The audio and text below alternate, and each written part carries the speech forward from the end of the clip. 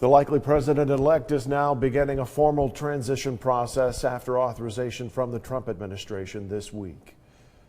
Now that the transition is approved, Channel 3's Travis Cummings checked in with a former White House staff member to see what's next. Travis? Hey there, Tom Griscom has done some communications for the White House, and he has seen some pretty significant races in his time as a journalist. He says it's less about the formality of the transition and more about what's at stake. It's not like these things weren't happening. It was just what triggered them, so they actually became available. President-elect Joe Biden finally getting the green light to take on matters of the White House. President Trump tweeted out Monday accepting the decision by the General Services Administration to allow a formal transition to proceed. But what you really are looking for is that handoff that happens, whether it's intelligence matters, foreign policy, in this case, COVID-19. Channel 3 spoke with former White House Communications Director Tom Griscom about what that means. The Chattanooga native has served under President Ronald Reagan as an advisor to U.S. Senator Howard Baker of Tennessee and executive editor and publisher of the Chattanooga Times-Free Press during the highly contested Bush-Gore race.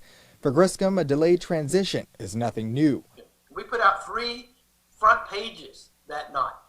You waited until, if I remember right, December the 3rd before there was a statement made conceding the election to George W. Bush. Biden assembled a team before a secure transition and mapped out plans for COVID-19. Now he has access to government data, federal agencies, and $6.3 million. Office space, you have funding. Griscom says with that out of the way, we can focus on what really matters, a record-breaking voter turnout and a collaborative effort to beat the raging virus, a hope for continued common ground. Because I think at the end of the day, that's what's really important, and that's what makes America. And Griscom says this moment is really big for the more than 300 staffers that work alongside a transitioning president and an acting president. The presidential inauguration is set for January 20th, 2021. Reporting in Chattanooga from home tonight, Travis Cummings, Channel 3 Eyewitness News.